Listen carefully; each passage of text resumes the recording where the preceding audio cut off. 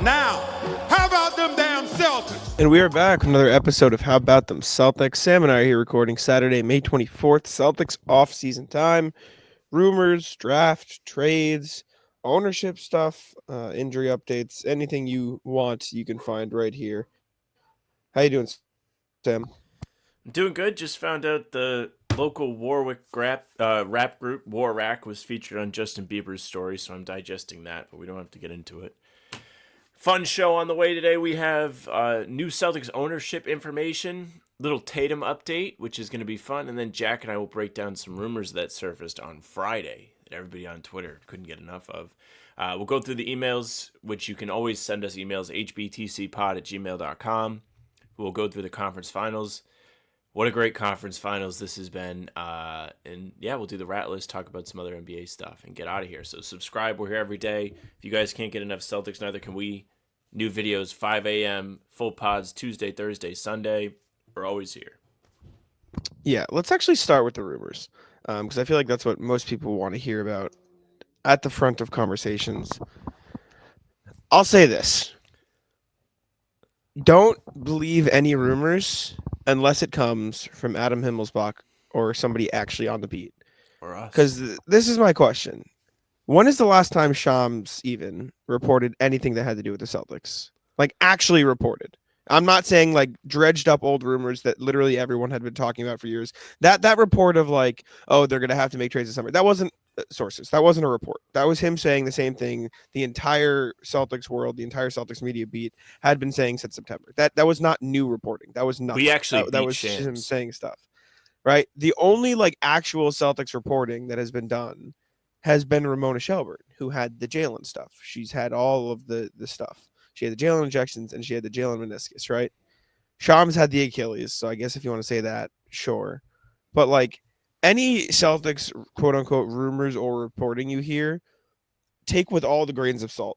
It's not real. That's just like that's not how the Celtics organization works. There are no leaks usually. Like you don't know what they are going to do. There are no rumors, there are no like there's usually very little insight coming out of the Celtics world into what they could possibly do. With that, we have heard some stuff. I'm sure people have seen some stuff on Twitter coming from various places of they want to do this, they want to do that. So at the very least, we can talk about it, how realistic we think it is, because from what I have seen, it's a lot of people just stating the obvious and framing it as their own reporting. Yeah, here's what I'll say about Shams is he was in on the Porzingis illness too. Like he was kind of giving updates daily on ESPN, NBA Today, whatever the show that they have on their channel is. But I agree with Jack. He's not like tapped in, like talking to people within the organization every day about what is coming down the pipeline, what the feelings are, what the ideas are of the path forward. And, you know, even people within the beat really don't have too much on this other than like knowing, I don't know, the situation. Like we all know the situation. Like I joked about it, but like we were talking about the situation before Shams. I mean, I would say Jake Fisher maybe is a little bit of a reliable source too. I think he's pretty tapped in, even though he did just To do a the degree. report of like the stuff we knew. But I Yeah. trust him a little bit. I don't know. My whole Fairness. point is don't take a lot of reporting with like absolute certainty. And to Shyam's credit, the whole report that I mocked of like, oh, they're definitely gonna make moves. He was asked about that. Like, I'm pretty sure Pat McAfee goes like, "Will the Celtics make moves?" And he's like, "Yeah." And so that's not exactly his fault. I'm just saying like. Don't take every insider tweet as gospel when it comes to the Celtics, especially because that's not really how the team operates. Regardless, some of the stuff that has come out, the first one is that quote unquote Al's not retiring. Um, maybe, yes. I always thought it was a little bit unlikely that he would retire. I get after the Tatum injury, there are more questions. Maybe he could retire. Maybe he couldn't. I don't know. I always kind of felt like he would be back, but Yeah, I was more on the fence. I was like, man, I don't really know what to think of this. I think like the Tatum Achilles thing really does make it more complicated. Um, let's see. I'm gonna read verbatim what is in this article that everybody was sorting yesterday. While he will be 39 years young on June 3rd, very funny to say years young, Horford still intends on playing for the Celtics in what would be his 19th year during the 25-26 season. Horford remaining with the Celtics has seemed like a given for quite some time, as Brian Windhorst of ESPN also previously reported the veteran's desire to return. So, the reporting here is saying will. He intends to do it. But there's also a previous source being cited in Windy. I would probably put this like 7 out of 10 reliable. I think like I don't think it's set in stone. I don't know if it's concrete reporting, but like I do think there's something to this that people aren't just spreading fake news. At least like somebody that would be reporting this that is getting aggregated. I mean, this is Brett Siegel from Clutch Points, to be perfectly clear for the people who want to like. I was not say sure where if is you this wanted coming to from. say or not. No, I mean it's fine. I don't want to like shit on the guy. He's probably a good guy. He's probably like fine, but like, is he claiming to have sources in this? I haven't looked. I've just saw a lot of stuff that said via Brett Siegel, right? Like I don't. Does he actually say like? League sources confirm neither Tatum or Brown are on their way out of Boston. Like it's just a lot of stuff that's like, yeah, duh. I can read right? it again. Like none of a. Well, no, I just didn't know if he actually like claimed to have sources or if it was all like aggregate reporting. Regardless, what I said stands. Like this is not an organization that has leaks. This is not an organization that historically has people talking to even the largest sourced insiders, whatever you want to call it. And so like He said league I sources say confirmed yeah, to Clutch sure. Points on the Tatum and Brown. Yeah. So I started this whole thing with take any reporting Shams does on the Celtics with a little bit of a grain of salt. As you go down the food chain of insiders, the grain of salt should get bigger. That's all I'm saying. Like it should be larger. The further down the food chain, is it your cholesterol that gets really bad if you have too much Yeah, salt? Is that what whatever it is? you Like wanna call it. It just gets really bad. Your sodium levels spike. whatever once you want to start call it. Just having to struggle to come up with the names of the people telling you this Yeah. stuff. just I'm just saying don't take it at face value. Like, well, could it come true? Absolutely. But at the same time, like none of it is like groundbreaking. This person's interested. Like He it just attributes sources saying Horford and Cornette will be unrestricted but have high interest in returning. That is Like- that is sourced. yeah, like you know what I'm saying? Like I could have guessed that. Like you know, Celtics fan 2893 on Twitter could have guessed that. Like I'm not this isn't meant to like go at Brett Siegel. I'm just saying the way the Celtics organization operates is there aren't a lot of like people who just talk to league insiders like this. This is why you historically don't really know stuff about the Celtics before it happens. And so take it with a grain of salt. Could Luke and Al come back? Absolutely. I think I would still put it as likely that Horford comes back, and I would say like 52% that I think Luke will end up being back just because I think he likes it here. I mean, shit, he was at a Worcester Red Sox game a couple weeks ago. Yeah. So I maybe it's possible. On top of that, what else was said in these reports? What else went like mega viral? I saw a few that went like viral on like Legion Hoops and all those silly Twitter accounts. Drew Holiday is a veteran player the Sacramento Kings have interested, sources say. Whether or not Holiday is made available in trade talks by Boston is the ultimate question. Is it that big of a question? New GM Scott Perry has made it clear that his team needs a true point guard. He has always been a fan of Holiday. When he worked with the New York Knicks, Perry wanted to explore the possibility of adding Holiday in New York before he was traded to the Bucks in 2020, sources said. So, I mean, if this is true, cool for the Celtics. Here's what I will say about the previous Cornette Horford sourcing.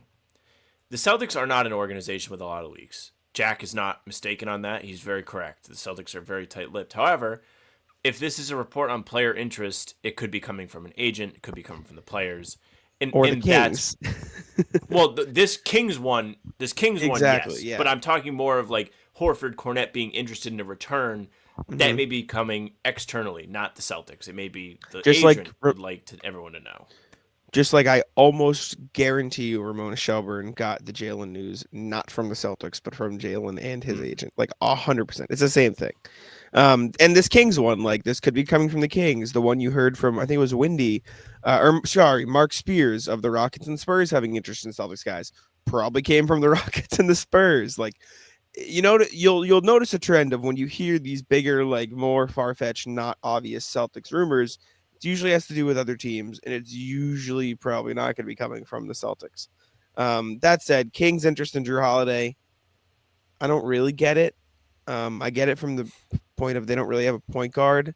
Like, what would the trade be though? Because if the Celtics' whole purpose is to shed salary, it would have to like get a third team involved, or you'd have to send like what, DeRozan and Trey Lyles to the Celtics, and that doesn't solve the salary problem at all. So what's the point, right? Like that doesn't cut down on your salary at all because the Kings would have to match it. Because I don't think they're gonna have.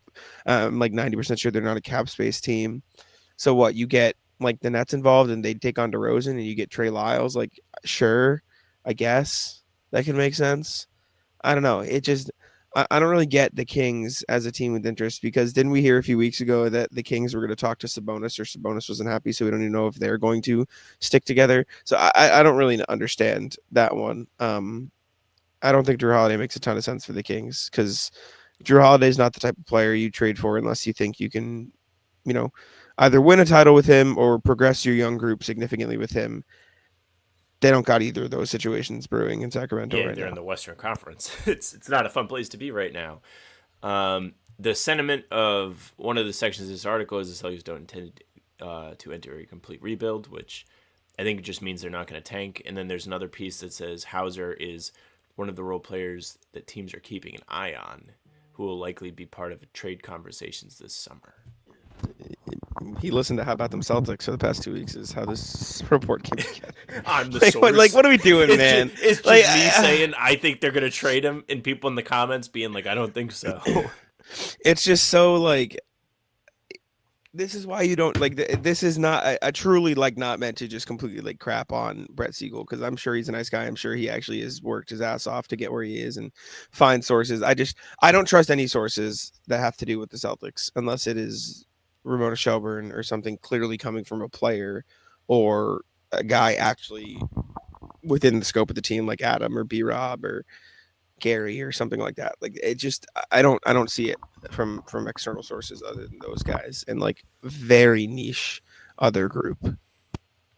Yeah, and this isn't to discredit what you're seeing. Like this could be one of like, if there's smoke, there's fire situations, but this is not the end all be all. Like if Al Horford does not end up playing here, you shouldn't be like jaw to the floor surprised either. This is just like, I don't know, man, this is kind of out there. Maybe it's true, maybe it's not, but that's really all you should make of it at this point, because there's a lot of work to be done. There are a lot of different dominoes to fall.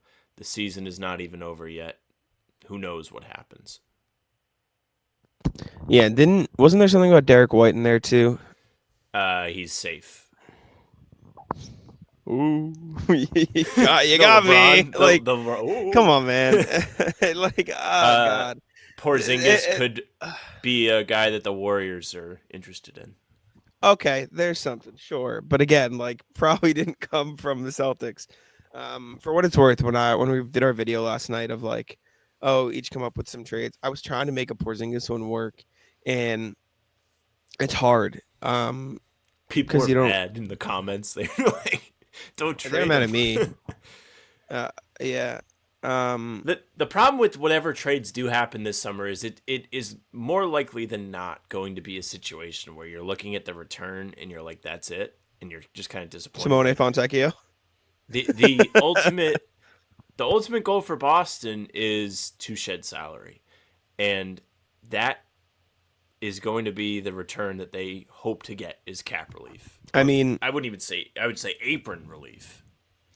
In the case of Porzingis, like the only thing that really makes sense would be a sign and trade with Kuminga, but that would have to be through a third team because the Celtics can't do a sign and trade right now as a second apron team. So it'd be like Kuminga signs and trades for whatever to a different team like the Nets, and then the Celtics get Buddy Hield, and Porzingis goes to the Warriors, which sure, I guess, but I don't know. It's weird. I don't know how much they would want to bank on an injured Porzingis as their center, but who knows, man? We'll see what happens. All of this is to say, please don't believe everything you see on Twitter, and please just like even if it becomes true, like Brett could be completely right with some of these reports. Like he could get it right, Yeah, Brett could 100%. go like And 6 for maybe he 6. did. Yeah, and maybe he did talk to somebody that is like within the space of something close to the Celtics. All I'm saying is don't trust things when it comes to the Celtics in terms of insider reports. Just take it with a grain of salt. That's all I'm saying.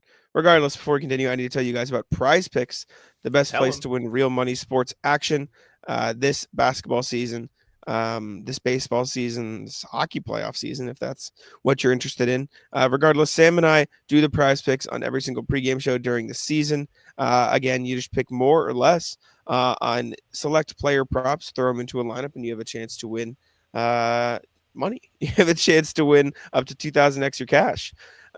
Baseball season is going to be the main thing this summer. If you get out to a game, make sure to get your lineup in so you can add some fun to your day. It's the best place to win cash while watching sports. Join millions of users and sign up today. On top of that, the playoffs are here for basketball conference finals action going on, heating up on PrizePicks. Again, the best place to cash in your favorite sports. And don't miss your chance to add your favorite players from the ice to your PrizePicks lineup. Whether it's goals, points, or hits, take your pick of more or less for your shot to win up to 2,000 extra cash today. On top of that, you can combine player props. So you can take a basketball player, a hockey player, and a baseball player, throw them into one lineup so you can enjoy all your favorite sports at once with your PrizePicks lineup. Download the app today and use code CLNS to get $50 instantly after you play your first $5 lineup. That's code CLNS to get $50 instantly after you play your first $5 lineup. PrizePicks, run your game. All right, Celtics ownership just got a new investor, just got some new news coming in. This is from Sportico, stating that Aditya Mittal, CEO of ArcelorMittal, and if I pronounce that incorrectly, apologies. Make sure to go look it up and fact check. Investing $1 billion into a group purchasing in the stake of the NBA's reigning champs. Mittal is a titan of the steel injury. I'm reading the report that Bobby Kritsky wrote for Houdini. Thanks, Bobby. They generated 62 billion in revenues, second largest steel and mining company. The CEO is one of the wealthiest families from India. And on top of that, I'm pretty sure Mittal is grown very fond of the Celtics and has been a supporter. So Chisholm is getting some of the support that he needed, and a new investor is investing $1 billion into this Celtics sale to help push it along. Bill Chisholm is just assembling the rich guy Celtics fan Avengers. I love it.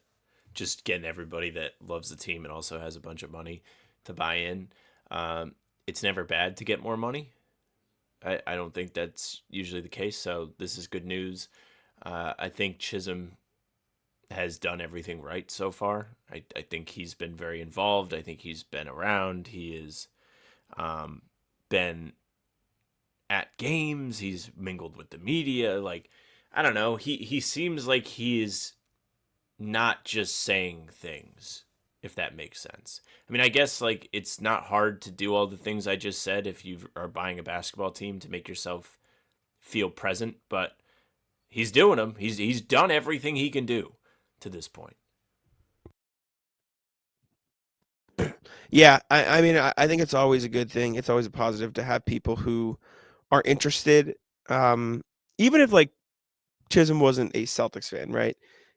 Having someone who likes basketball or is interested in what they are invested in, I think is always a plus. And so for him to be such a big Celtics fan and for this new investor to be such a big Celtic supporter, whatever you want to call it, is a positive because at the very least it means they care. And I mean, there's also the danger end of that, i.e., Matt Ishbia, who just really wanted to pay as much as possible to get something to work and then didn't think about it. But that's why you have Brad.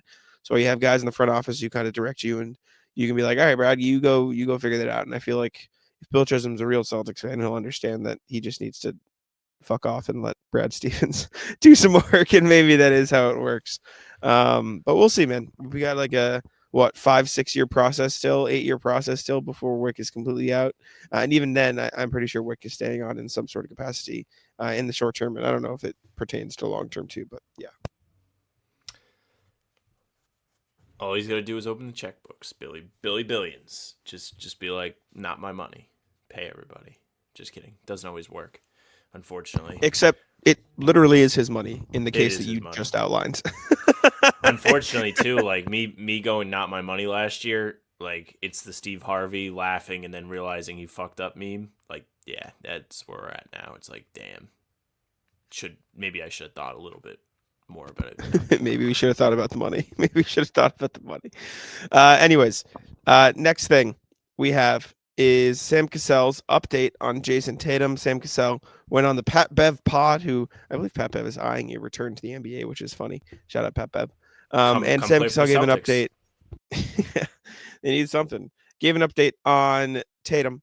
And this is per, I think Suichi transcribed it. He said, it's good, man. When he comes back, he can be even better. He can observe the game of basketball and work on everything he needs to work on. I'm looking forward to the journey with him. Top 5 first team All-NBA this year. When he comes back, he'll be first team again. He's that good. Talked about the injury, said it's hard, but when you got a great group of guys who understand the situation we're in, it's like, guys, we're down 3-1. Okay, we're gonna get on the lead, so let's just take advantage of the lead. Because we had leads every game. Basketball gods are just not happy sometimes. We'll grow from this as a staff. We'll grow from this as a team. We're the Boston Celtics, baby. So 2 things to take from this. 1, sounds like Cassell's very confident in Tatum's ability to come back. 2, doesn't sound like Cassell's leaving Boston anytime soon. Which is good. I think Cassell's a good presence. I think he's a good, just a good energy to have around the team too. Like anytime he's out on the court before games, he's always joking, kind of challenging guys to work and improve. And there's a reason why he was such a great get for them when they signed him to be the lead assistant a couple years. Or I guess technically he became the lead assistant before this last season after Charles Lee left. Nonetheless, it was huge when they got him. There's a reason why he's been on so many different coaching staffs. It's because he's somebody who the players resonate with. Also, random Sam Cassell tidbit is Dwayne Wade credited Sam Cassell for having the best pump fake ever during a Pardon My Take appearance. So Sam Cassell, pump fake artist. There you go. Pump fake artist. All right. Emails. Let's jump over there. A reminder, as always, you guys can email us at hbtcpod@gmail.com. That's hbtcpod@gmail.com. As a heads up, we do answer some emails in a video we did a couple days ago. Check it out on the YouTube channel if you're listening on audio platforms and you don't hear your email today. It's the one, with the thumbnail of Daniel Gafford and Cedric Coward on it, and the Celtics logo in the middle. So if you don't hear your email today, go over there to the video on the YouTube channel and check it out. We did a email cleanup a little bit because we were far behind on them, but we do have 3 emails today, so we will check them out and catch up once again. Let me share my screen. First email we have is from Isaac, who says, as I share my screen here, Isaac says, do you think that next year Celtics will be like the Pacers this year? I'm sorry. Do you think that the next year Celtics will be like the Pacers this year, a team that is good, but no one expects them to go deep into the playoffs?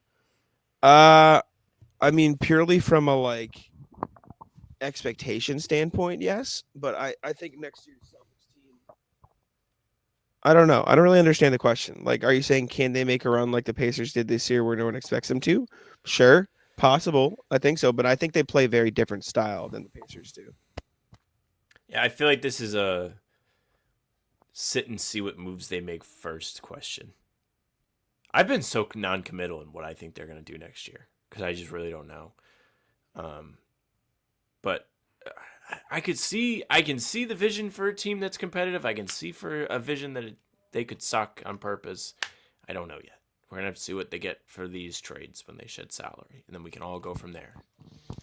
Yeah, I mean, I've said it a bunch of times. I think the Celtics will still be competitive next year. It's just a matter of how competitive and just a matter of what the other teams in the Eastern Conference look like. So we'll have to see. Could they make a deep playoff run? Sure. Do I think it's likely? Probably not. RJ says, how do you replace Jayson Tatum's statistical contributions? Evening, folks. First, lovely podcast with Tyler Rucker. Y'all are, to my mind, the leading podcast for getting a full picture on draftees and free agents. Thank you. Absolutely love to look back on your list from last year. Anyone can throw darts, but seeing where they landed takes some fortitude. Onto the title of the letter. During the Missoula years, JT has put up the following numbers: 36 minutes, 9 of 20 field goals, 3 of 9 threes, 6 of 7 free throws, 1 offensive rebound, and 9 total rebounds, 5 assists, 1 steal, 1 block, 28 points. I'm rounding to whole numbers to make it easy. The Celtics are going to be theoretically close to a 55-plus win team who is contributing to these stats. On the points, D. White can get 6 more. Pritchard could get 4 more. JB, healthy, could get 3 more. Healthy Hauser 6 would account for 19 of JT's 28. I think Pritchard and White could pick up most of the slack on the assists as well as the offensive rebounds. Shireman can make some advancement on the points and the assist front too. My big question is who gets the defensive rebounds? Is it Luke if he returns and Nemi? Does Walshy have some rebounding dog in, or do we expect Sam Hauser to lean into his own 6'8 frame for boarding too? Heck, this year's Celtics have the one thing they couldn't promise O'Shea last year, more minutes. Does he bring his vlogging self back? Anyways, what are your thoughts? Be well, RJ was curious about how Joe leans into the new challenges. First of all, Joe gushed to me about Hauser's defensive rebounding in a press conference at one point this past year. So maybe it's him. 2, I think just what we said to Isaac. We also don't know who the Celtics can get back in trades. So that could be a big part of how they replace some of those things. And 3, and I'm sure you'll talk about this too, I think as much as this is a fine exercise to say who can take the points, it's less of who can take the points, rebounds, and assists, and more of who can take the gravity. Because the Celtics are losing more than just the raw stats. The reason Tatum is able to put up those raw stats is because of the gravity he draws on the floor because of how good he is. There's not really replacing that. So finding new creative offensive ways to open up space on the floor is going to be more important in my opinion. Yeah, there's just a lot of room for internal improvement. You do have a lot of young guys on the roster, which is exciting. It depends if they want to play them. I think Shireman is the one lock to actually get real minutes next year. Walsh, I don't know. Doesn't feel like Joe trusts him. That kind of goes back to what RJ had to say about leaning into new challenges. If you want to do that, maybe you play him more. Whatever they get back, or just the haul that they get over the summer might be able to pick up some of that slack too. If they draft well, if they get any kind of sleeper return in a trade, that could be very helpful towards trying to do that too. Or they just might be a little worse. They actually might not be able to accumulate all of those statistics, which is an unfortunate reality that we all have to live in at the moment. Yeah, I mean, we'll see. We'll see if they can. Like I said, I am still confident, but anything can happen, so who knows? RJ also says timing matters. Afternoon, folks. One question I've yet to see brought up about our theoretical summer of swaps is timing. With the potential for Giannis and KD being moved, how is the return value for either Porzingis or Drew impacted by when they get dealt? Heck, is it likely to get any significant interest while the big two are still in play? Be well, RJ. I'll let you go first. I think the team, first of all, the Giannis and KD salaries are different than the Porzingis and Drew salaries. So as much as that may be holding up teams from wanting to make moves, there may be different tiers of teams in each market. Teams that aren't looking to, just say hypothetically the Celtics didn't have either of these guys and they had two different players that were making this money and they wanted to just swap them. The Celtics would not be a team in the running for Giannis or KD, but they could still make a trade for Porzingis or Drew.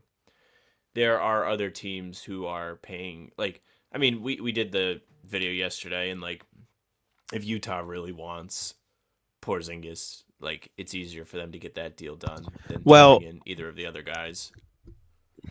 Yes, I think it's less of directly. Yes, Porzingis and Drew are probably going to draw interest from different teams than Durant and Giannis. But even that, is that true? Because we've heard Rockets and Spurs for the leading Giannis and Durant, but I think more significantly is, if I'm the Nets, I'd rather get involved in a Giannis or a KD trade because those teams are going to be more eager to pass it along. So they're probably not going to want to get involved in the Celtics trade as a salary dump until that happens. Pistons are probably not going to get involved until that happens because they want to see the fallout of those pieces. The Jazz might want to help facilitate, and there's more picks to be thrown around in that case. So I think it's less of a case of directly the Celtics direct trade partners for those teams won't be interested, and more of just a league-wide pause of let's see what the fallout is from here. Let's see who gets involved, who would be willing to get involved, how they can help, and then go from there. And even past that, shit, man, if the Celtics want to get involved in the Giannis KD thing from a third team perspective, I think it could work too. Because if you're the Bucks, it's that $30 million you can't using Giannis. We clear up $30 million off the books next year. Best case, he plays pretty good in the first half of the season, and we trade the expiring for more value. So I on top of that, maybe the Bucks are interested too. So I do think there will be some semblance of a holdup in terms of if they can make moves. Not definitely, because like Sam said, like the teams that are going to be interested in those guys are probably a little different from the Giannis and KD teams, but it could just be like sort of when KD got traded a couple of years ago, a general like, oh shit, are we just pausing here for a sec? Or what was it last year? There was one last year too where it was just like, oh, let's just freeze. Like there's just one of those things every year where it's like everyone's at a standstill until something big happens. We've also seen 2 straight summers now, or off seasons now, that a pretty major trade happens like in September or October, right? Like Drew Yes. and Dame get traded days apart in 2023. Last year, the Cat trade happens literally, I think it was in the preseason or right before the preseason. It was almost immediately, it was at the very beginning of October. So, to RJ's point, like there is a lot of time for us to just sit here and talk about fake trades, which is probably good for content. Uh, if nothing else, it's a good thing for the Celtics because I think everyone's next like move here should just be sitting and like manifesting an incredible Kristaps Porzingis Eurobasket. Like we all need that. I need that. Jack needs that. The front office needs that. Kristaps, give me 20 and 10 on 50-50 splits. With 3 blocks. We'll see, man. Summer could change a lot. Summer could change a lot. EuroLeague could change a lot. A lot could change a lot. We'll see what happens. Because Kristaps being on that expiring does add a little bit of juice to that EuroLeague run of maybe you get something out of him. And, that expiring makes everything a lot easier. Yes, it does. Which is why Drew's contract is a little less fun to throw around. Correct. But I do think Drew's a better player right now. So who knows what happens. Anyways, before we continue, I do need to tell you about Gametime, best place for all your ticketing needs. Make sure to check out Gametime if you're looking to purchase tickets. Some of my favorite features on Gametime, which I will show you here, if my Wi-Fi allows me to pull up the site, is you can see the exact view from your seat when you go to purchase your ticket. You can check on the Gametime.io website or the Gametime app. I'll go to Fenway Park here and show you on the YouTube, and for audio listeners, I'll explain what I'm seeing. If you click on a seat, you can see the exact view from that seat in that stadium, so you know exactly what you're going to see when you get to the seat. There's no surprises on top of that. You can see right here on the screen the super deal highlighted as a star. Gametime deems that as the best bang for your buck, the best value. You can see the fire emblem here as the cheapest ticket in the stadium. You can see the zone deal, which means you can pick a random seat, or you will be assigned a random seat in that zone, and you can just pick to purchase in that zone. But you will get a cheaper price because it is, again, the zone deal. On top of that, last minute deals are one of the best features on Gametime. You can save up to 60% buying last minute for sports, but it's way more than sports because you can save up to 60% buying last minutes for sports, concerts, comedy, theater, etc. Gametime has all the tickets you could possibly need. Take the guesswork out of buying tickets with Gametime. Download the Gametime app, create an account, and use code CLNS for $20 off your first purchase. Terms apply. Again, create an account and redeem code CLNS for $20 off. Download the Gametime app today. Last minute tickets, lowest price guaranteed. Okay. Guaranteed. Conference finals. Let's do Pacers Knicks. Pacers up 2-0 on the Knicks in the Eastern Conference Finals. Another great game. I will say, it has been like, obviously, I'm rooting for the Pacers. I know you're obviously rooting for the Pacers. It has been 2 like objectively really fun basketball games too, which just makes it so much more fun. Like, I think if the Pacers had blown out the Knicks in both games, it would have, like, obviously I would have been fine with it because I'm rooting for the Pacers. But the fact that it's been 2 entertaining games has made it like that much more juice. So shout out the Pacers, shout out Halliburton, shout out that motherfucker Siakam for his near 40 bomb in game 2 as well. Team of Destiny, man. Jesus Christ, this Pacers team is ridiculous. Tony Bradley, Eastern Conference Finals point scorer. What a dog. He actually played decent in his minutes in game 2. And contextualized, not garbage time minutes. Like, he played real minutes. Like so in the you first said point half, scorer. Nick Stauskas scored in the conference finals a couple years ago. I'm just giving context. Embiid hasn't done it. So Tony Bradley comes in the first half because Thomas Bryant gets hurt / isn't playing that well, and Miles Turner went to the locker room with some ailment. I don't really know what it was. He came back in and made big shots on the end of the game, so it doesn't really matter. But he did a decent job battling down low with Mitchell Robinson, who's just been one of the best players in the playoffs so far, just in terms of the impact he makes, the just pretzel he puts opposing teams in with his ability to hit the glass and be a pain in the neck. He's been awesome. Can't take anything away from Mitch. Brunson had a pretty fun game. He had another night where he had, 30-something points. I don't have the box score in front of me, but he was clutch despite New York not finishing the game, not being able to complete the comeback like the Pacers did. He made it interesting. He made it so once Jake and I took Knicks insurance, we were like, oh, we might get paid. But Halliburton goes 1 of 7 in the first half, makes a couple massive threes in the second half. He continues to be this guy who's able to put tremendous pressure on the defense and just make the right read, and his teammates are rewarding him for that.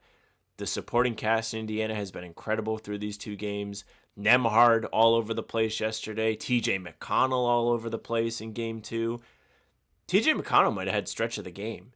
I think it was like late third quarter, early fourth quarter, where he was making that little fall away paint shot he does, and also throwing the most on the money dot assists on kickouts to the guy that is like the second read, where the defenders are running to the regular open guy, and then the guy that they're leaving open, McConnell was hitting. He was dissecting the Knicks, and of course he's always hustling. So he really put his fingerprints on that win for him, but never knew I was such a big Spicy P fan. Couldn't believe it. As an unbiased journalist, it really sucked to see Cat so sad at the end of the game. There's the picture of Miles Turner kind of like going, woo, can't believe we're up 2-0. And then Cat's in the background looking like he's going to cry. But, to Cat's credit, he did like 20 different celebrations yesterday. So good for him. He's got all the emotes he spent the VC to buy. He did have a stretch yesterday where he made like 7 straight points, and I was pissed. But, yeah, suck it, Cat. Loser. It was a great game, man. It was a great game. Shout out Turner. He's been really good in these playoffs. He's been a monster. He's earning every inch of his payday, which he'll definitely get this summer. Halliburton's a motherfucker. He's so fun to watch, man. And then, yeah, like you said, Siakam is just sick. So this Pacers team is just really good. I think really underrated at this point. Obviously, clearly everyone underrated them. 2 wins away from the finals now. Series is far from over. I mean, anything can happen. The Knicks have the talent to put together good stretches. I mean, it's not like these games have been blowouts. A couple bounces, couple good, different plays. These first 2 games go differently, and you never know what happens in the next couple games, but we'll see. Right now, it looks like the Pacers are in a very good spot, up 2-0. And we'll through see 2 games, Nesmith Nesmith has only missed 2 threes for the entire series. The man has been a sniper. It's good. 12 points in game 2. Credit to him. I pulled up the box score just so I could make sure I didn't miss anybody, so I'm glad I talked about Nesmith.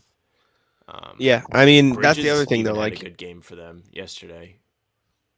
yeah, Forgot no, about the him. only thing to worry about if you're the Pacers, like, you shouldn't really depend on a guy only missing 2 threes. Like, that shouldn't be built into your game plan. Like, these games have been really close, and he's only missed 2 threes, so there's got to be some context. But like I said, they're in a very good spot, up 2-0. There's a right real now, so. There's a real outcry from the Knicks fan base right now. They're all mad at Tibbs about the starting lineup not really having a very good net rating at all in the postseason, and Tibbs' loyalty. It's almost like a 5-man Kristaps Porzingis situation where things clearly aren't going that well when that's the group that's on the floor. Who should he bench then? Hart? It's Hart, and it was Hart yesterday. Hart played 28 minutes in this game, and he's a guy that usually plays another 16 minutes at least. Yeah. So they've leaned into Mitchell Robinson. He had more minutes than Hart. Miles McBride had 26-ish minutes. They don't have that many guys. Like, that was the knock on this team by me before the Celtics series. I was like, well, shit, like, they only have so many guys. Like, the Celtics are going to take advantage of that, right? Nope. But the Pacers will, because they just run up the floor. There was this awesome sequence from the Knicks that I want to say it was like a pinball type play, and then Hart ends up with the steal, and they get this loud dunk when the game was close. Halliburton throws this past half-court outlet, and they go coast to coast in like 3 seconds to immediately get the 2 points back. That is how relentless the Pacers have been. And it's the real difference maker in this. Like, Brunson looks legit tired at the end of these games. He's being asked to do almost everything offensively, but just the pace Indiana plays with is remarkable. Yeah. Shout out Obi Toppin too, man. That dude's having a phenomenal series against his former team. Obi Toppin yeah. has Drew Holiday syndrome. He just keeps missing layups. It's awful. Yes, and dunks. That's okay though. Yeah, he missed He's a still dunk playing in game impactful 1. ball. Wolves Thunder. Thunder up 2-0 on the Wolves. I mean, this series has been the opposite of entertaining. This is just domination. They're just killing them, man. This Wolves team doesn't have the juice to get past this Thunder team. It just ran out. And it's not a knock on the Wolves. I think it's just the Thunder are really fucking good. So I don't really have too much analysis on this. The Thunder are just better. Game 3 is Saturday night tonight as we are recording this, so there is a chance that Minnesota has stepped in front of the home crowd at Target Center and turned things around, but this has really been a series where you look at the scoreboard at like halftime and you're like, wow, like pretty close game. Surprised OKC isn't up more. And then OKC comes out in the second half and they're like, yeah, we're surprised too. And then they're up by 15 before you can blink. They've done a great job of just separating themselves, keeping control of games. Minnesota made like a mini push in the fourth quarter of game 2, but it wasn't enough to really make any headway. And as Jack said, this series has been largely very boring. It's too bad. Like SGA getting the MVP award early in, was it before game 2 or game 1? I think it was game 2 they gave him the trophy. Before game 2. We can talk about that now, yeah. He had a pretty incredible night, right? Like he had 38 points. Did I make that up? I don't know. I don't have it. I'm looking right now to see if I made it up. Shai, 38 points. Didn't make it up. Bless up. 15 free throws. I'm sure everyone's thrilled about that. But he made some really tough shots all night in big spots. Yeah. Shout out Shai. He's been great. I will say, and we can talk about the Shai MVP now. For all of the shit that I give Shai for the free throw stuff, and I came on here and I talked about it, he doesn't even live in the same world as Jalen Brunson. It's not the same planet. Oh my God, Jalen Brunson is the worst. Foul baiting power rankings. The worst. Do you see the play last night where Jalen Brunson like stepped on the guy? Did you tweet that? The one where he like stepped.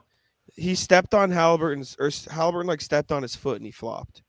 He like pretended like he twisted his ankle. He waited a second, then fell. What are we doing, man? It's so fucking corny. Well, play of the series so far was him grabbing Neesmith's arm and hitting himself in the face. Yeah, it's so corny. It's so fucking lame. It's infinitely worse than anything Shai does. I still don't like what Shai does because Shai like flops into contact and like flails, but Brunson's worse. Regardless, Shai won the MVP. Like I mentioned. Correct vote, I guess. I mean, I probably still would have voted for Jokic. I think there was really no wrong answer this year. He was on a 68-win team. He averaged 36-5. Like, I can't really complain with a guy who's as dominant as that on such a good basketball team. That said, a guy averaging 30, 13, and 10, not winning MVP is crazy.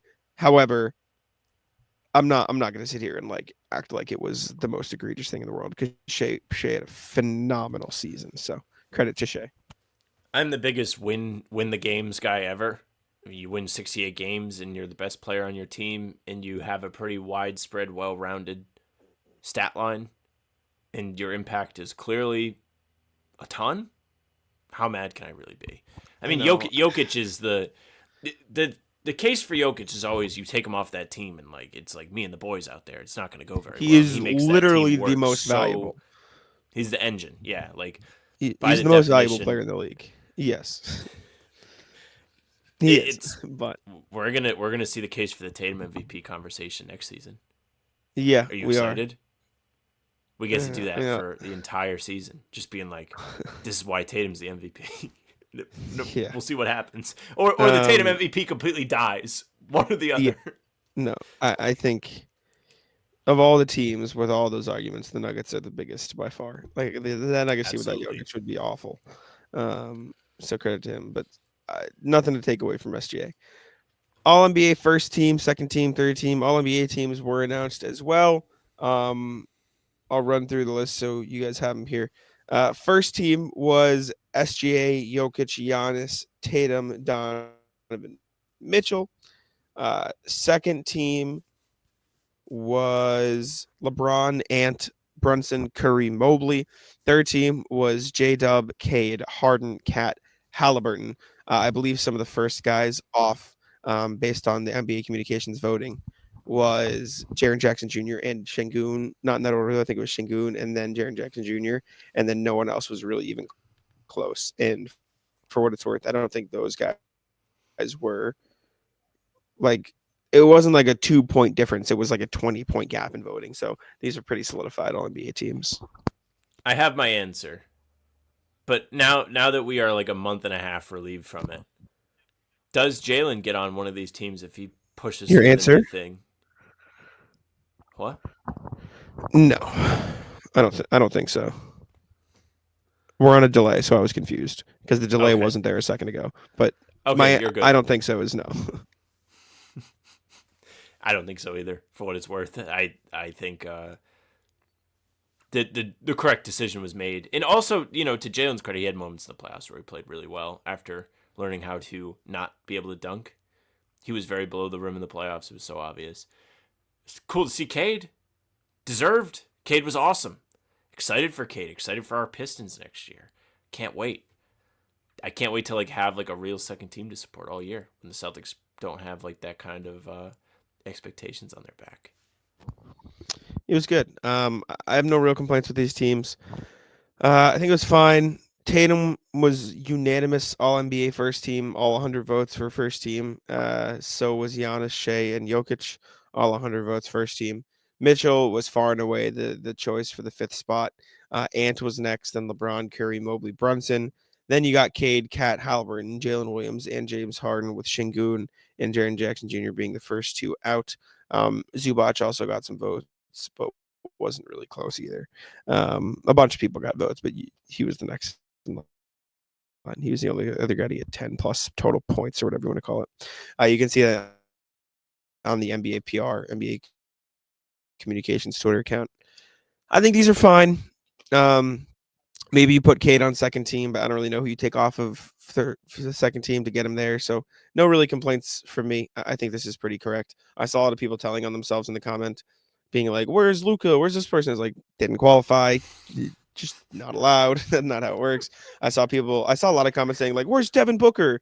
Suns didn't even make the playoffs. What are we doing?" So the only real thing. I think maybe you try to get Şengün on one of these teams. Rockets with the second seed. They didn't have an All-NBA player. It feels a little wrong. Take Cat off. See you maybe later. you take off Harden. But no. Cat was too good for that next team. Cat had a really good I don't know. Again, that's where it gets tough. Regardless. Ratless, Sam. I'll let you kick it off. First and foremost, Ratless's Twitter. Twitter was just fucked all what's today, Saturday, so the last 2 days, just horrible. First day, the DMs, you would see that you had messages and then you couldn't even look. One of my favorite, my biggest joys in life comes from the Twitter group chats where your friends send you memes and you look at the memes. Couldn't do that. The whole probably 20 hours it was down. It was awful. Then Saturday morning I wake up and the timeline's not refreshing.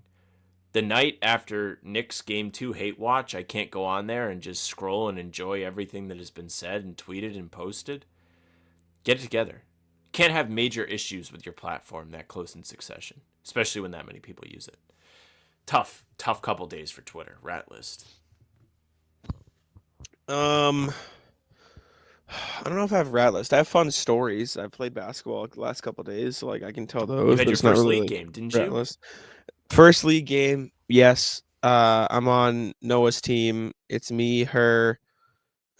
It's me, Noah, Noah's dad, Noah's brother, Noah's brother-in-law, Noah's roommate, and Noah's two friends from college. So it's just me and it's the Noah team, right? But we won. We won our first game plus Jack.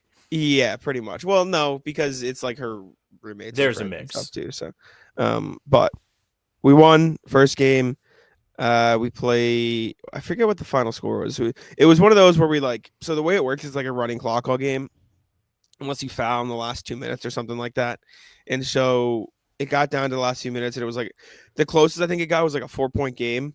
With they started fouling at 50 seconds left, and so we were just playing the free throw game forever. But I think the closest I got was a 4-point game. I played pretty well. I think I had 10 points, but they were all in the second half, so it was pretty good. Clutch player. I shot 3-6 from the line. Call me Mitchell Robinson. All of which were like the late game free throws. I got fouled a few other times though that they just didn't call. But I had like me and Noah had a disagreement as to how many rebounds I actually had. I think I had like 8. She said I had 16. I think 16 is a bit of an overstatement. So we settled on the difference. So I think I had like 12.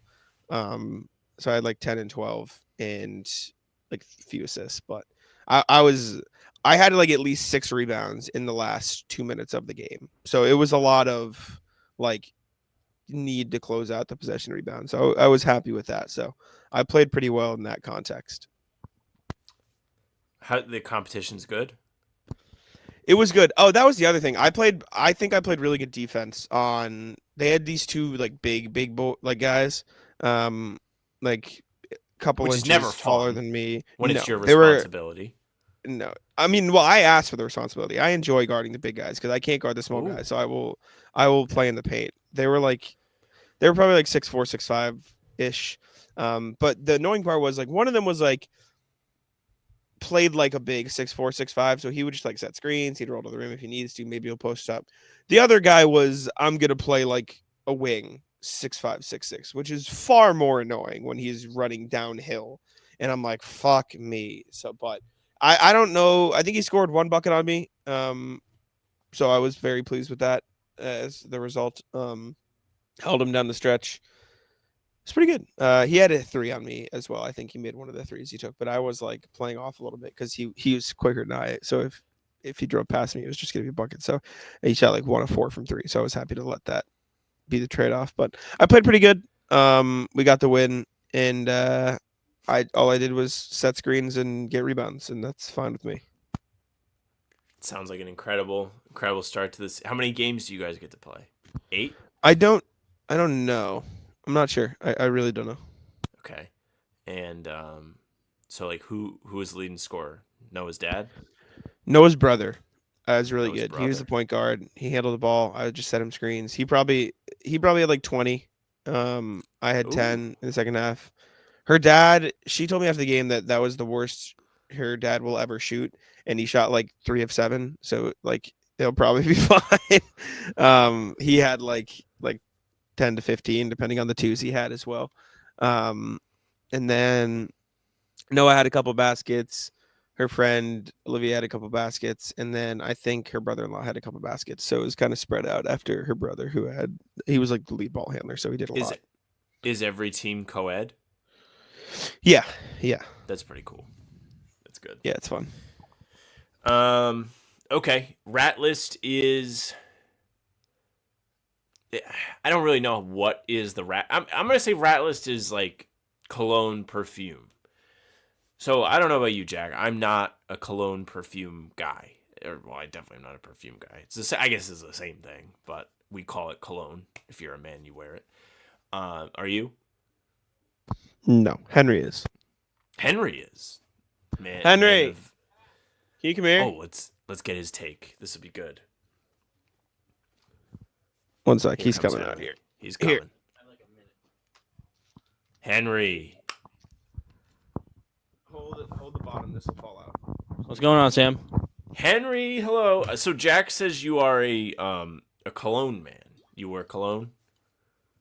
Yeah, I have a few. I wouldn't say I'm like a collector, but I have a few. Okay. I've discovered, and you can use this, that you actually don't need to wear cologne if you just peel oranges. Because anytime I eat like a ton of, like I have, before the show, I ate like 2 little oranges.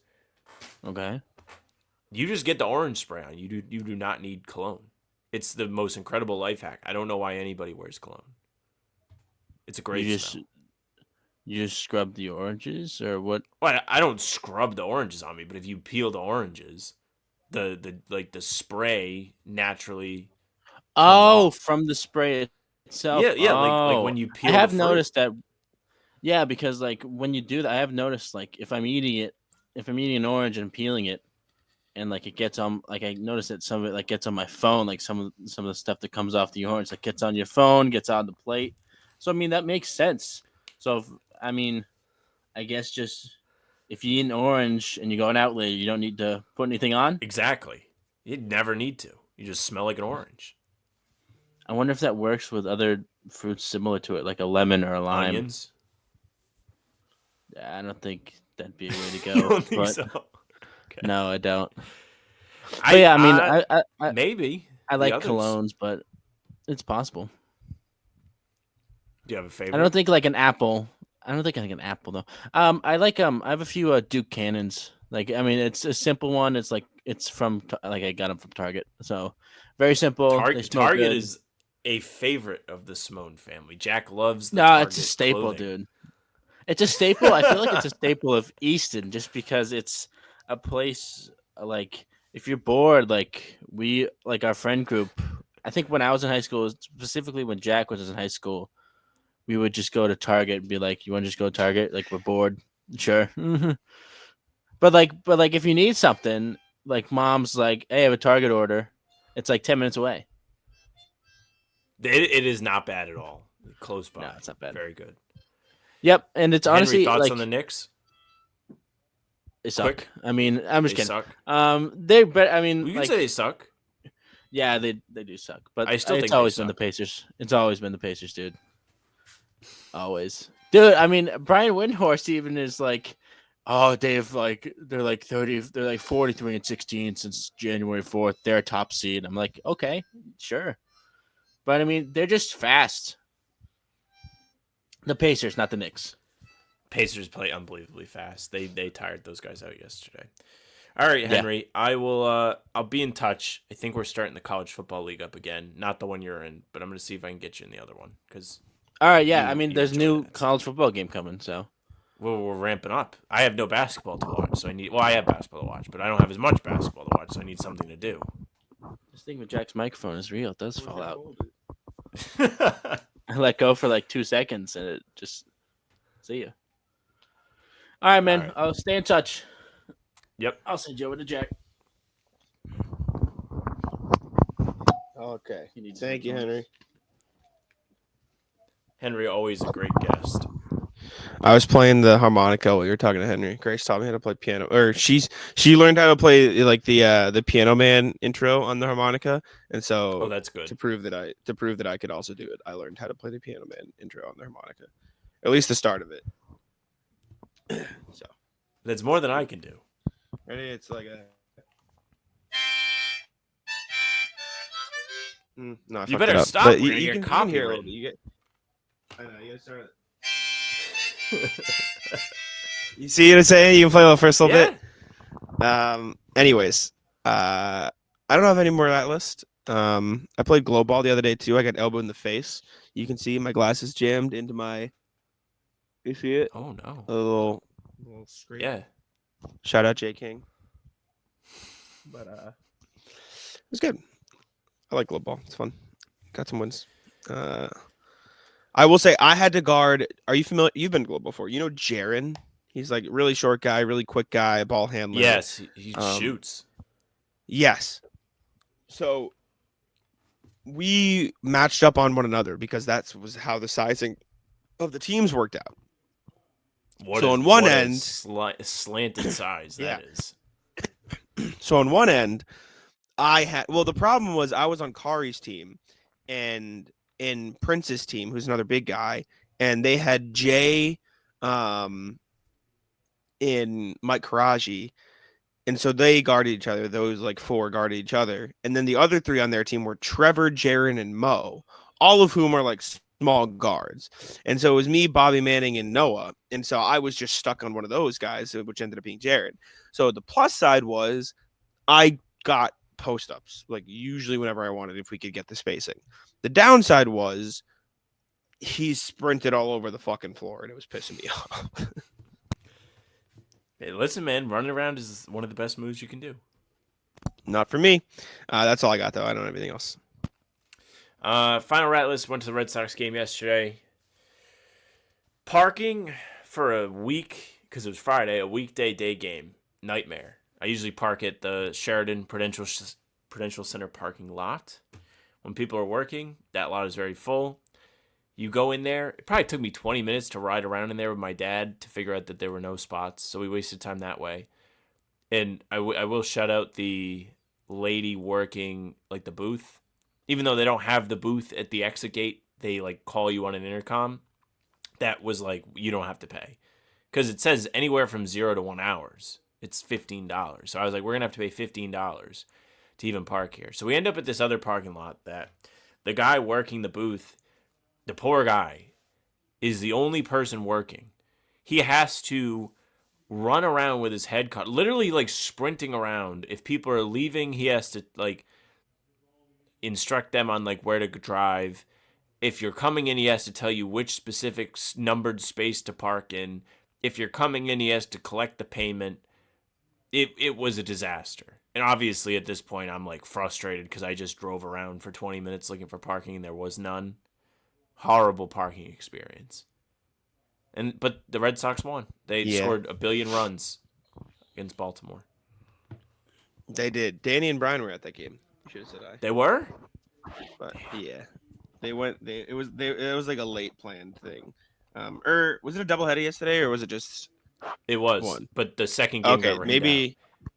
Oh, so I don't know what they were. I think they were actually at the rained out game. Who knows? Anyways, that's all I got. You got anything else? Nope, that's it.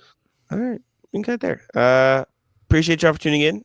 Make sure to leave a like, subscribe to Bout Them Celtics, and I'll let Sam take it out.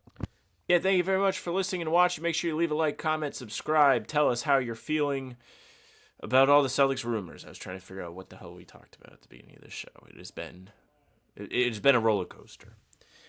Subscribe. We're here every single day with new content. Full pods drop Tuesday, Thursday, Sunday. Game recaps are up the morning after each game. Other videos are up on the channel in between to keep you up to date with all things Celtics. You can find the two of us streaming on the channel pregame during the season. We're hoping to do some streams here in the off season because it's always fun to see everybody. So be on the lookout for that. You can find us on Spotify and Apple. All pods and recaps are up there. So if you just want those, go ahead, follow. They will go right to your feed. Leave a 5-star review. And tell your friends. Email us, hbtcpod@gmail.com. Our emails are always open. We read them on every pod recording, or we make it up in a mailbag video. hbtcpod@gmail.com. Our socials are at How About Them C's for Twitter, Instagram, and TikTok. Facebook's the name of the podcast. All the streams are there. They're on YouTube. They're on Twitter. Twitter is Jack's1NBA. Mine's at Sam LaFrance NBA. That's it for us.